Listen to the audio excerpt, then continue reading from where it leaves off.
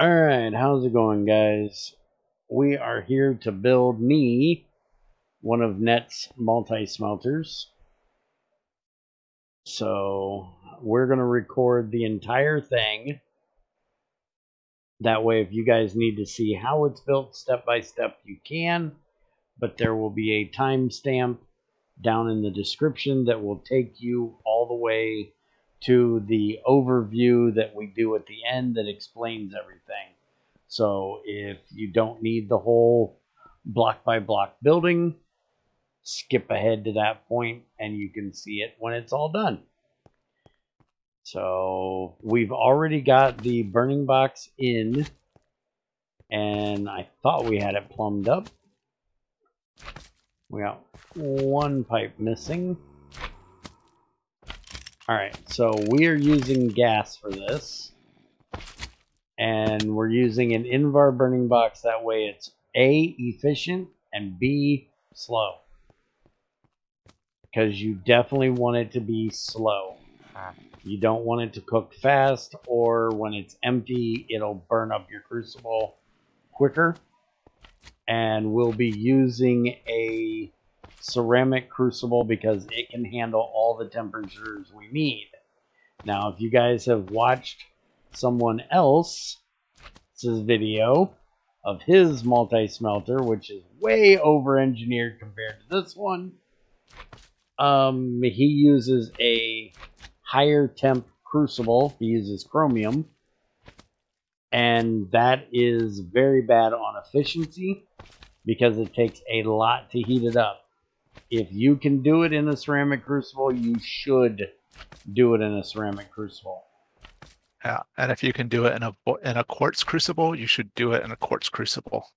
Yes, there is a quartz crucible that's a little bit better than ceramic. I will show it to you here real quick. This was only added not too long ago, but it only has a weight of 604, where the ceramic one is 636. So there's not a huge difference. But when you look at like chromium, it's 5,561. Or steel, which is 6,124. So big difference between doing a metal one and a ceramic. Not a big deal between quartz and ceramic. The big difference is that quartz can only go to 2402, where ceramic can go to 2500. I prefer the ceramic one just for the extra 96 degrees that it can take. Yeah, but if for this particular build, a ceramic one is the best. Yes, if you were doing a small setup with like bronze and brass that we have over there, that one you could easily use quartz on. But we're not going to need that one over there anymore because this will be able to do it. Yeah. I would still leave one for making iron and one for making bronze and brass separate from this. Just because this can do anything, but you only have one of them. So you can't make multiple materials.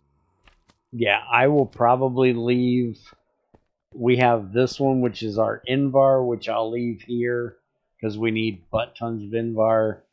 And I'll leave this one for stainless because I'm not tearing all this out.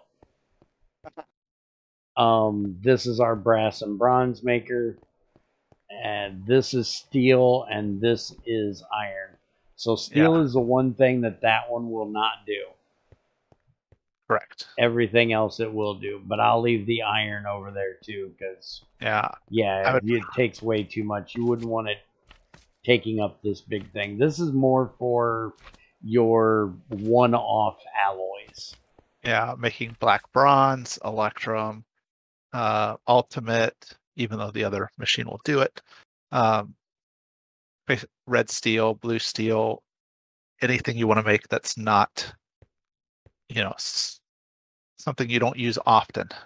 You don't need it in mass. Correct. Yeah. All right, so we take have her away. pipes. Start building. Pipes. Here's the brass pipes. Okay. And here's some hoppers and some chests. Okay.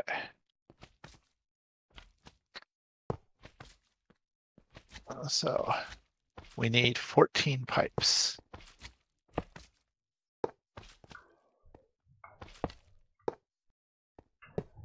And you're doing 14 because of the different hoppers that we're going to have. Correct. Because we're going to have like 4 ones or something like that.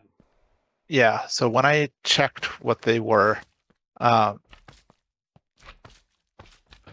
basically, when I looked at all of the recipes that could be made in a ceramic crucible with all the combinations of things, it turned out you could do it with any combination of 14 different options.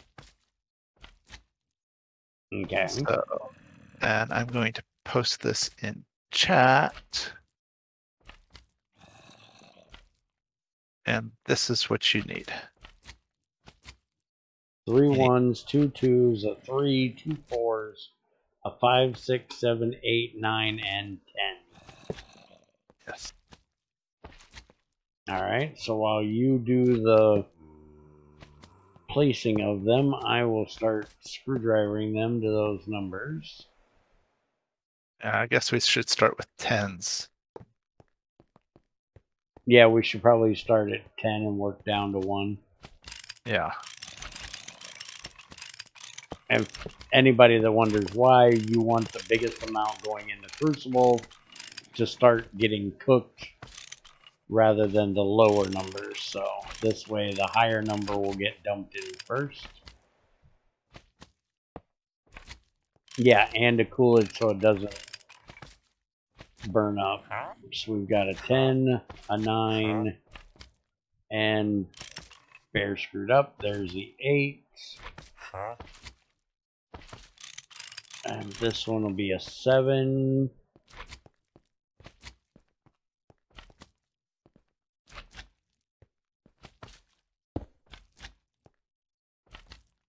Yeah, we probably should have like a stack. Okay, so let's see. I did 7 there. And then this goes down to 6. And where is the, let's see, 6, 5, and then 2 4s? What the hell needs 2 4s?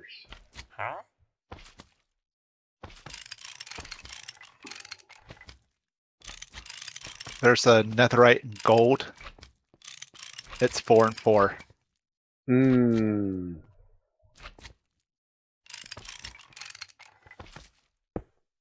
Okay. And so we will need 11 11 crucible crossings. Because this one will actually be a selector. So you can select between, we're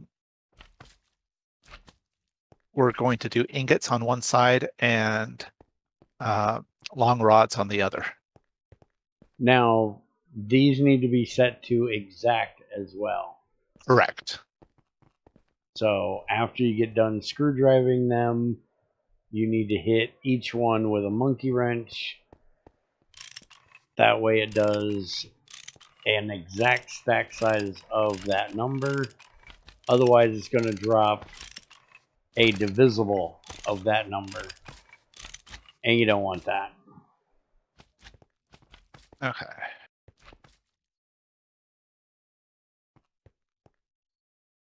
And the reason why we chose to go with ingots and long rods is because we have machines upstairs that will turn long rods into regular rods and then regular rods into bolts.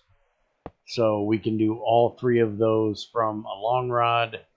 And then we also have a rolling mill that will make us plates. We have a wire mill that'll make us wires.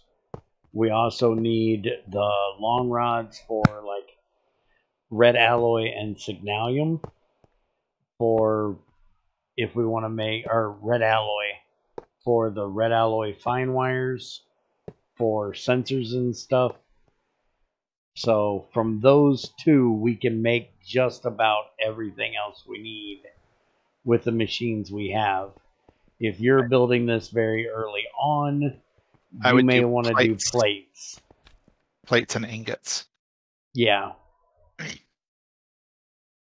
Or plates and long rods, because you need long rods for barrels. Yeah. And you may also want to expand it even longer and put a bolt area in. And that should be completely possible. It is possible. The redstone for that starts getting a little complicated. Yeah. Doable, but complicated because you have to stack switches. Which is a little... okay, so we want to put the output... So there's that. You need me to make 14 redstone torches too, right? Yeah, so we're going to put the output chest here. Does that work? Yeah, that'll work. Here's 7 of them. I'll go make some more real quick. Oh, you need more hoppers? Here you go. Yes. I got tons. Let him get that built, and I'll go make some more redstone torches.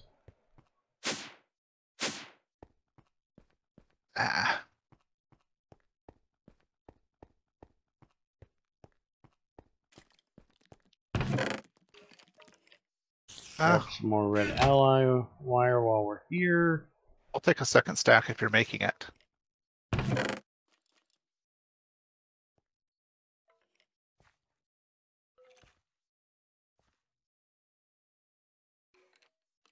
I hate it when it does that, damn it.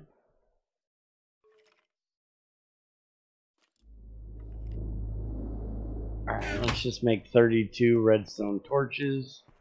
I'm bringing you down 37. Red alloy wires, but yeah, if you can make a stack or two, that'll make sure we have plenty.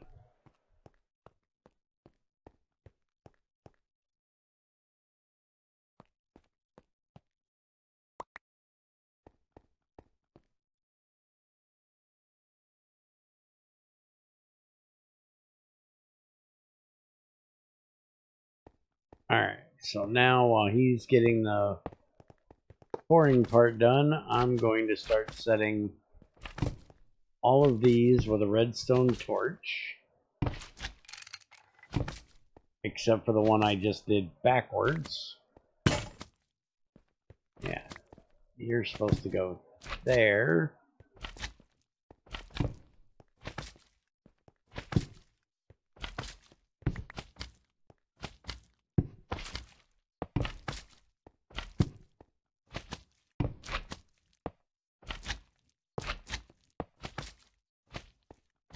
Stop putting it on the wrong one.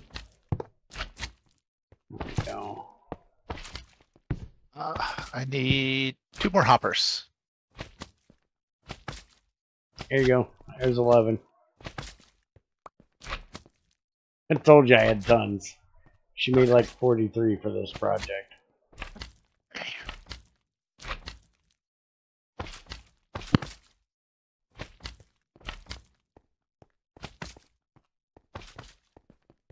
So here's the basic setup. Without the redstone, yeah. Without the redstone and without the... didn't you miss the first two? Nope. It has to be a gap because otherwise the redstone from the sensor would interfere. Oh, okay. Yeah, because So you're going to come down here and run this. Those, right. We don't want it pouring a plate or something when we're not supposed to be.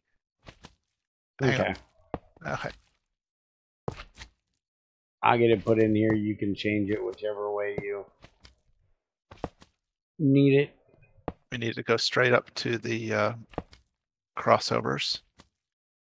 Yep, I'm getting that done right now. Alright, so each one of these needs to be connected up. That way it'll go to the cross. That's what's going to tell it to pour. And we're actually going to do, let's see, 1, 2, 3, 4, 5. We're splitting it like that. Yeah, because one side's going to tell it to pour and one side's going to tell it not to pour. And you'll notice all of the hoppers run into each other. And then they will all dump into this last one with this pipe here that connects them. All right. So here's the other fun part we got to do now.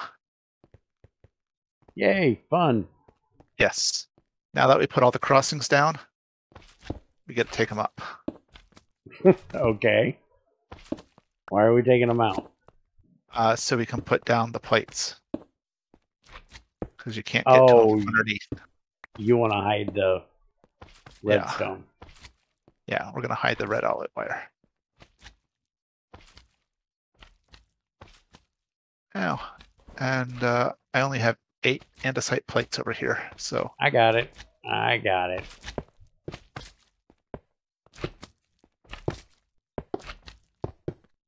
And for anybody that doesn't know, you just stick some dust in the extruder with a plate mold, and that'll make these plates. And we're actually going to hit them 3 times, and that's going to chisel and make them look like bricks. So they'll match your floor. That's not something that has to be done. This is just something we do because it looks better. Completely aesthetic. Yes. All right. That part's done. All right. So I'm going to go grab the molds. All right.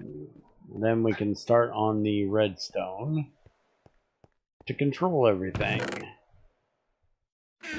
Well, I thought I was going to grab the molds. You told her to make the molds, right? I'm not sure. Well, there we go. She made them. She just didn't set them. And she also has crossings in here. Oh, okay. So you want long rod and... Oh, she did do it. Wait a minute. Those are all ingot.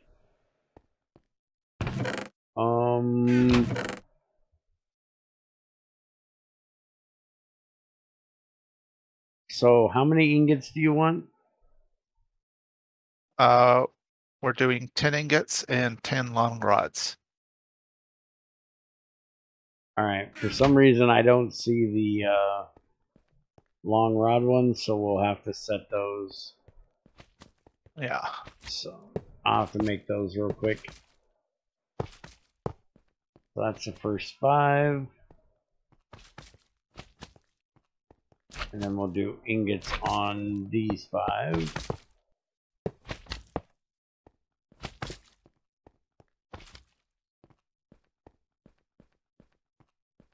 Now watch, she probably did make them somewhere and I just don't see them.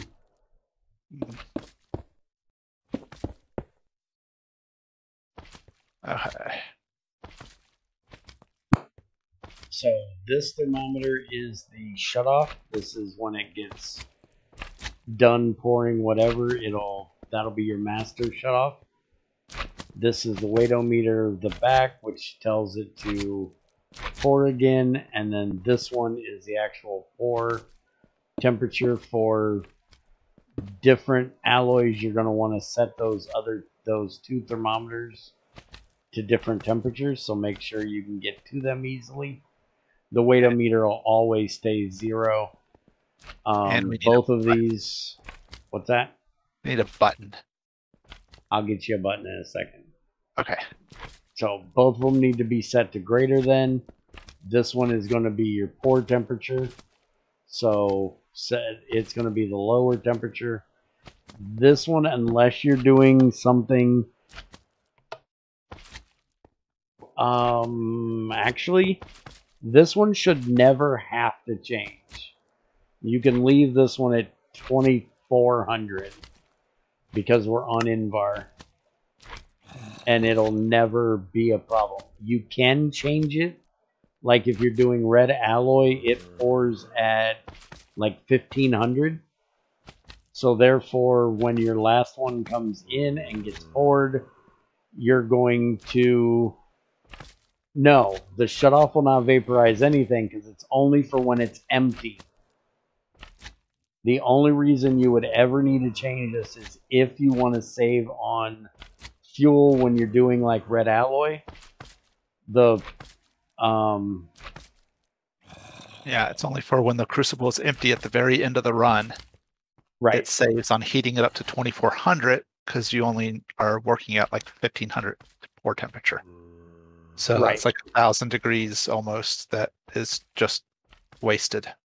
Right. But if you don't want to mess with it, if you're kind of a set it and forget it type of person, you can leave it at 2400. You're just going to waste 1000 heats worth of fuel. And depending on what fuel you're using at the time, that might be an issue for you. For us, it is not, because we're running on gases that are actually empty or extra at this point. And can you actually cut a button? I don't know. It's a piece of stone normally. Yeah, well, Greg changed it to where it takes 2 pieces, and I only have 1 at the moment. And I'm thinking you can actually cut them. Oh no, you have to have 2 pieces of stone that makes 2 buttons, and I thought I had an extra... Oh, I knew I had an extra stone button, and I just forgot that you can't punch them, and it's gone. Oh. I forgot you can't punch a stone button. Oh. Good thing I have stone in the box, huh? Yeah, good thing. Well, now we'll put the stone button back on the wall so I can punch it out later and lose it again. I've got a wooden button over here for the moment. Oh, get that out of there. It's a finite resource. Get that out of there. That's going to burn. Do not use wooden buttons. It may not burn on the first one. It may not burn on the first 100. But it will eventually burn. So use stone. Okay. Alright. Now, this one will need to be changed to whatever alloy you're making. You're going to want to change it. So you may want to put like a chart of signs over here that says what the pour temperature is for each alloy you're going to be making. Or you just look it up in NEI. Alright. So I'm going to...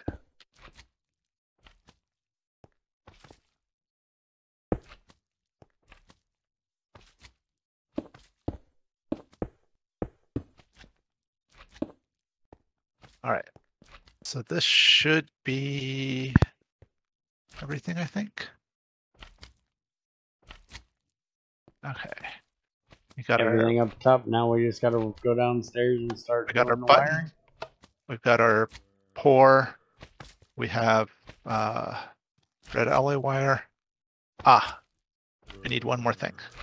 What do you need? We need a lever over here, which is going to control what we do. Okay. I have a lever. Yeah, I've got one in here too. Okay.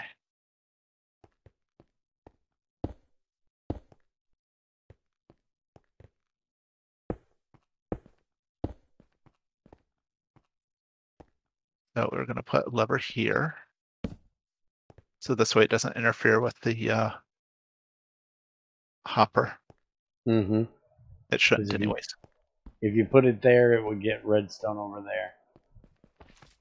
Right. It would get a weak signal, which would stop that hopper. This way, the weak signal will go into the stone, and the stone cannot put out a redstone signal if it's weak. Okay. So we got ingots. Okay. Ingots.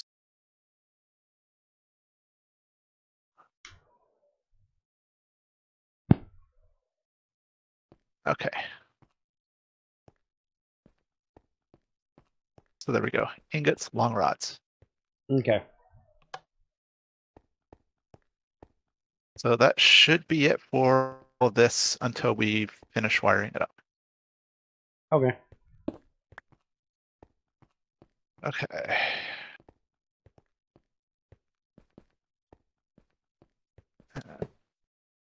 There's a wire there. Okay.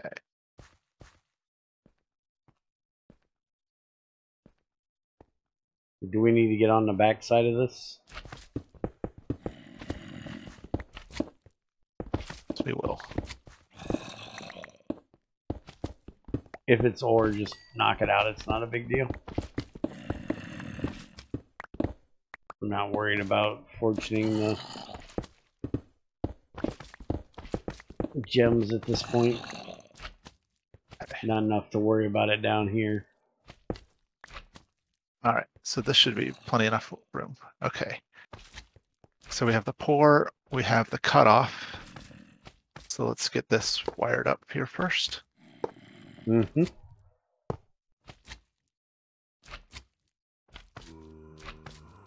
Change this around. All right, so there's I probably should do the same. There's the cutoff. Yep, that'll send the redstone signal down. When it hits the 2400, hit the piston and move the block up in front of the burning box. Yeah. So and for anybody that doesn't know, this is why we use gas or liquid fuel for these, because solid fuel doesn't cut off quite as early. Yeah, you can end up melting. Yeah. Solid fuel, if you're using it, you should use it in like nuggets or tiny piles. That way it'll burn up faster, because it has to burn whatever fuel it is currently burning, has to finish burning before it will cut it off. Same with liquid and gas, but it only burns 1 liter at a time of liquid and gas, so it can cut off very quick. Okay. So we are doing some cheating around here. Mm-hmm. We're doing some spaghetti redstoning. Okay.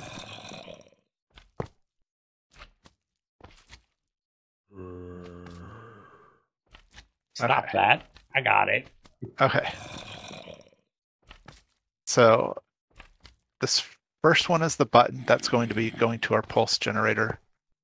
Mm-hmm.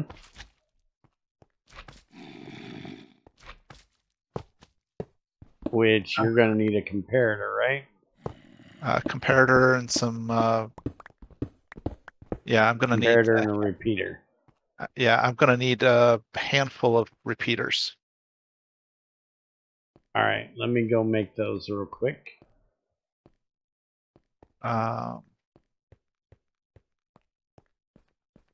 Probably, I want to say like 8. 8 repeaters? Yeah, thereabouts. Okay, but you're only going to need 1 comparator. Correct. Only comparator is going to be for the pulse generator. Okay.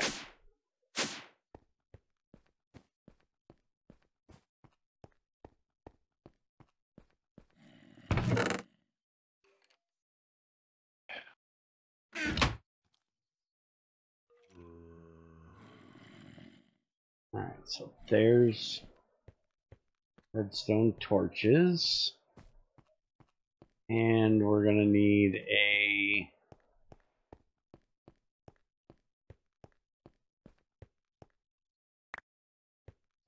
quartz.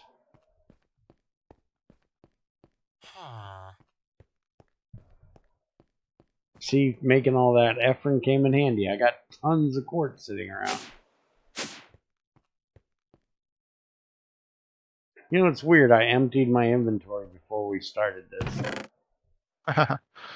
Yeah. And I'm already full of shit.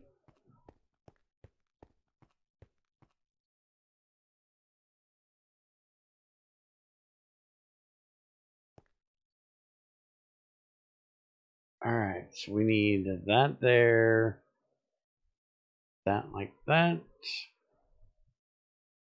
And then we need those and redstone in the middle. How many repeaters did you say?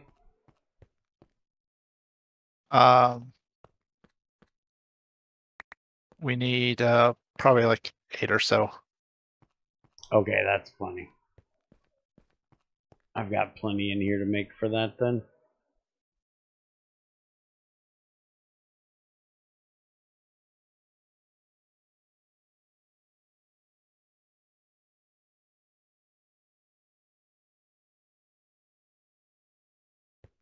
Alright, on my way.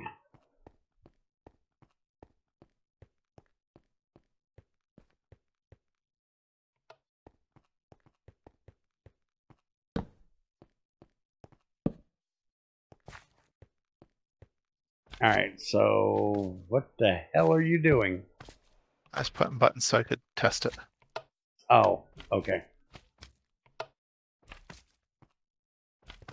That way I don't have to go upstairs to test it. Okay, so it's got the signal automatically. And then if we give it a signal here, it's going to pulse off and on, which will be when there's stuff in there. This will be getting a signal. And then when it pulses off, when it's empty again, it will pulse off and alternate that. So yes, I think this is right. Okay. Okay, cool. We're going to do, right, we want a repeater, comparator.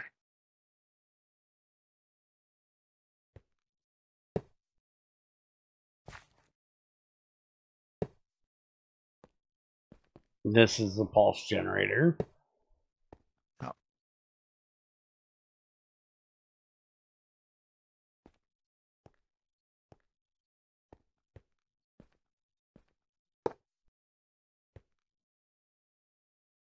And make sure you set the first one to 4.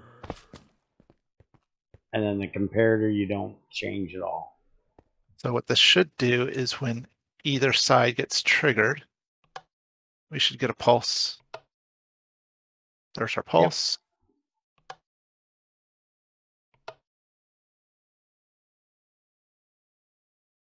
And then there's our pulse. The other one. So the pulse generator is going between the button panel upstairs for your initial pulse, and between the weightometer on the other one. So this is a OR gate. Yes, it's an OR. It's an OR. Yes, that is correct. So either side gets one, it sends a pulse. Now what should happen? And the buttons won't be needed because those are just for testing. Yeah. So let me go throw some stuff in here. So we're going to give it something on the weightometer. And we got a pulse. We did get a pulse. Wait a minute. Hold on a minute. Take that out a minute. So when I take it out, we should get a pulse. You take it out, you got a pulse. Put it in, you do not, because you didn't invert it. Correct. We shouldn't get a pulse when I put it in. We should only get a pulse when we should only get a pulse when it's empty. Okay, so then yeah, when you take it out, pulse. And we should get another pulse here. Yep. Okay. And then one more pulse. I didn't see the last one. There we go. Okay.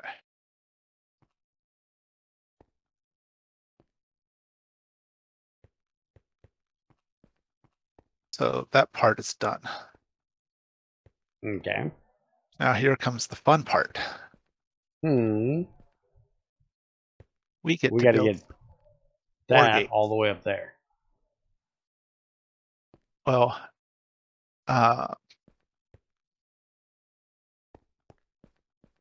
we can either go on this side over here, or we can come back up here.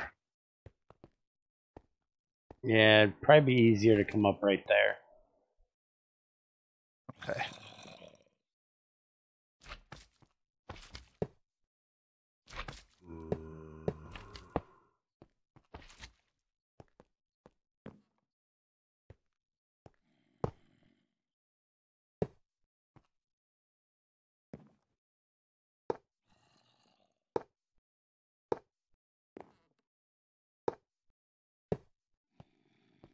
Ah.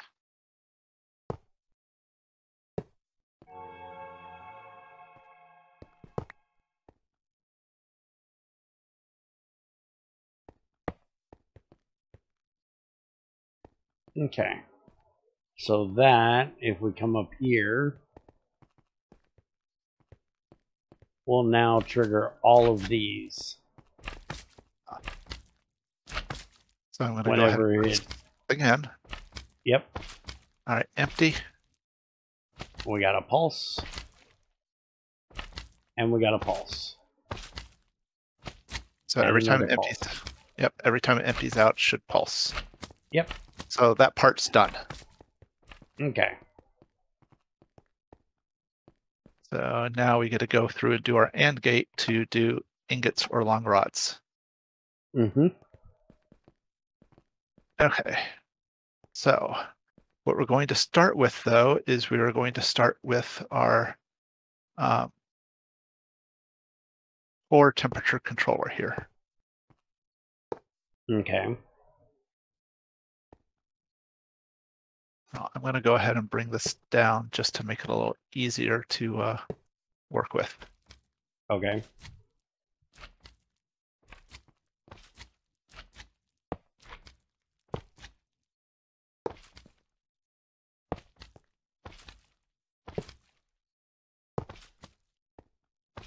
Okay, that should be far enough. Go one more. Okay, so we're going to do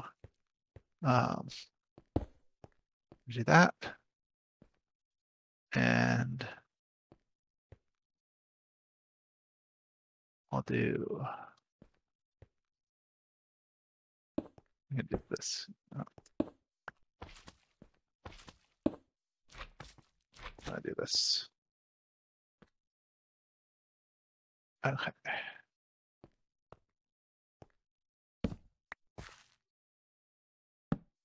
Stealing your buttons, you can test over here now, huh? Yes. I don't think you're going to be able to put this button. Where are you trying to put your buttons? Oh, you're putting them over there. Okay. Yeah. All right, so AND gate. Yeah. And we want the AND gate from this one, which is our pour signal, and that one, which is which way it's going to go, right? Yes, correct. Okay. So we're going to do. We need that one, right? There we go. Redstone. And then the other one is this one. Right, and then this one is going to. It needs to come up higher. We need it up like. Oh, you want it up there? Okay. Yeah. Oops. Or actually, I'm gonna come out one more.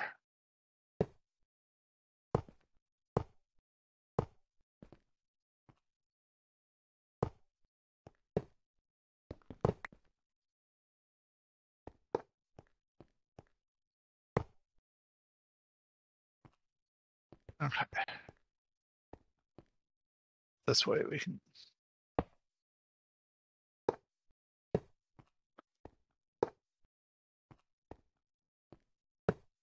Oh, you got to do 2 different ones, don't you? Yeah.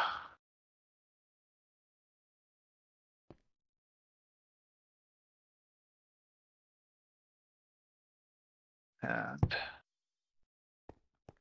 okay.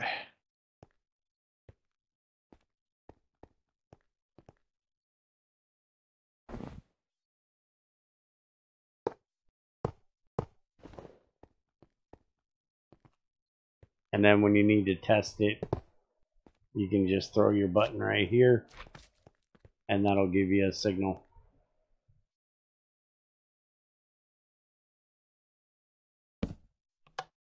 So that would be if we were getting a pour. Mm-hmm.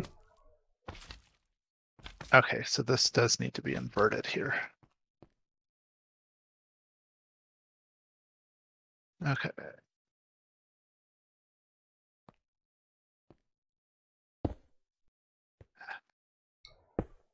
Try clicking on the right thing.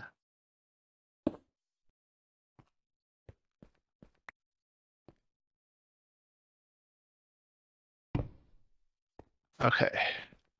And then that'll give you a redstone signal there. Right. And So that'll go if we to... turn this off, there's no redstone signal. Right.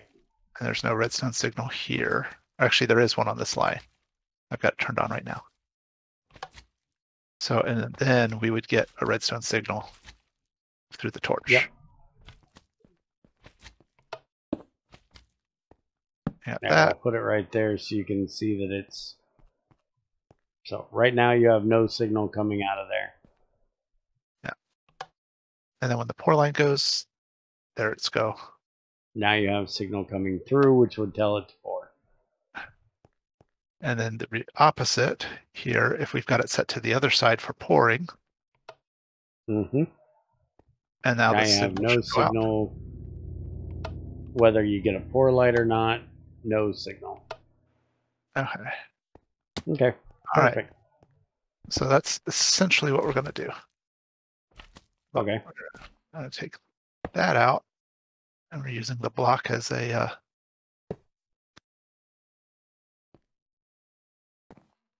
so there we go. There's one. Okay, and now we got to do the second one. Yeah. We could do it there. So for this one, we're going to do a torch here. And we're going to come down with this one.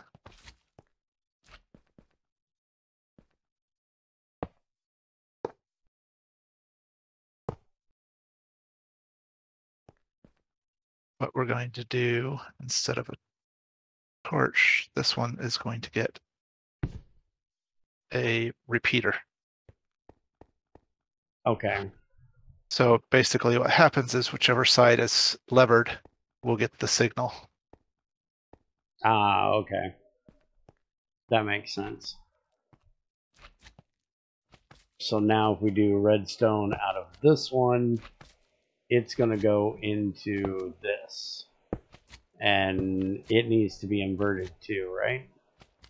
Yes. Going to have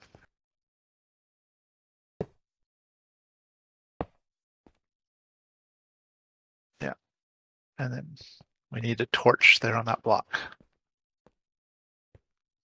Yep. I don't have any more redstone torches. I do. There we go. Okay. And then that connects to that. So I'm going to go ahead and turn the pour. Which is now telling it to do the rod part. Yeah. And now if you switch it to ingot, that one goes off and that one goes on. Yep. And then if we turn off the pour, both of them are off. Perfect. So it may not be the cleanest redstone, but it works. There's probably a better way to clean it up, but we've got plenty of room, so I'm not worried about it. Yeah, we got plenty of room to walk around and look at it and stuff. So. Yep. All right. So that's it. That's all we need to do, right? Yep, it's done. All right. Well, Other than getting our the rest of the molds up top. long rod molds done. Yes. So we'll be back in just a minute with the overview. All right. So we are here now with the overview at the end, which we do have to do one more thing. And that is, now that we have all of our molds here, we need to turn them all to auto pour on. And then we also need to set them to redstone. So you click towards the crossing for the auto pour, and then for the redstone, straight in the center with a monkey wrench. So now they are all ready to pour.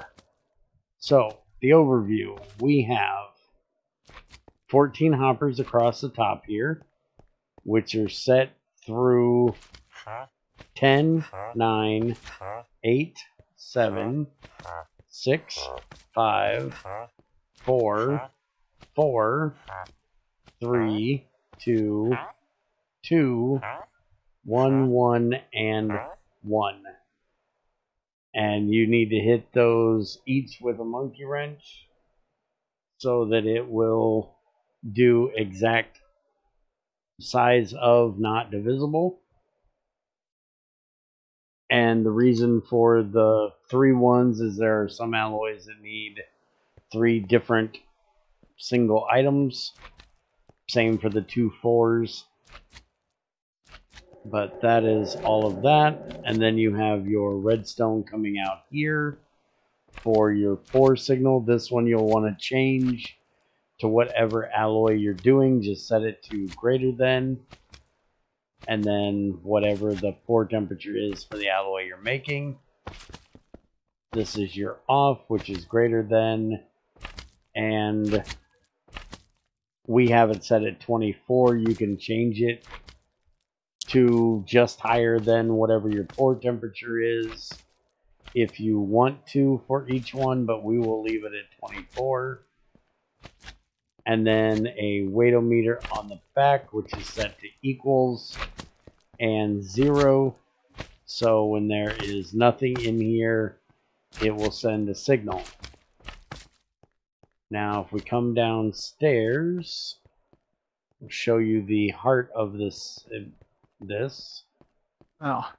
system. So the over temp is right here, which comes down and goes into the piston, shuts off the burning box, and then it will open back up when it can be relit. And then this one here, I guess I did forget to show you up there, you have a button so you don't have to auto load the crucible like I do on my smaller ones. You have a button right here. This will do your initial pour, which you can see it's lighting up when you hit that button, and it'll have them auto pour the first, or auto drop the first amount in with that. And that signal comes down from here and winds around over to this block. And then that is also connected to this one, which is the weightometer that comes down. You have a torch on the back of that one to invert the signal. And that is an OR gate that then sends a signal out through this block into this pulse generator. And then that comes up and over here, which is going all the way up to that line of torches. Then we also have a selector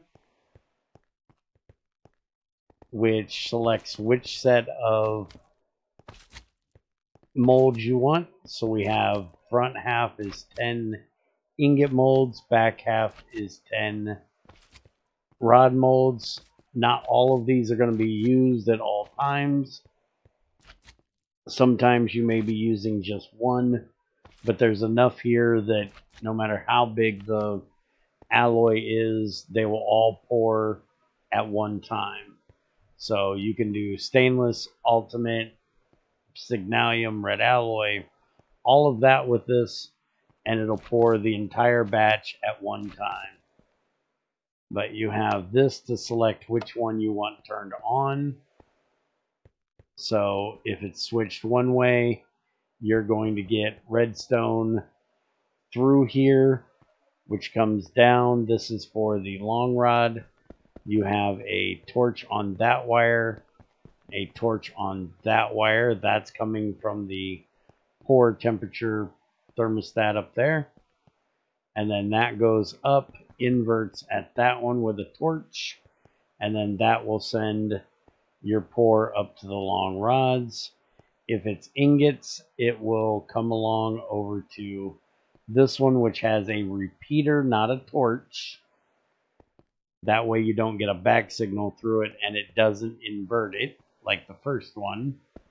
Then again, a torch from there, which comes up and inverts here, and that's for the ingot. So if we take a plate and we stick it on here and we connect that,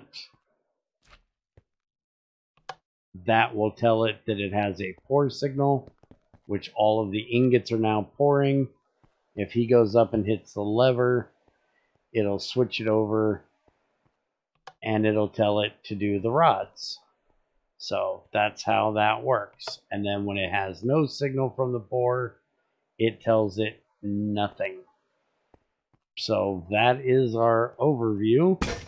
I hope you guys enjoyed. If you have any questions, let us know.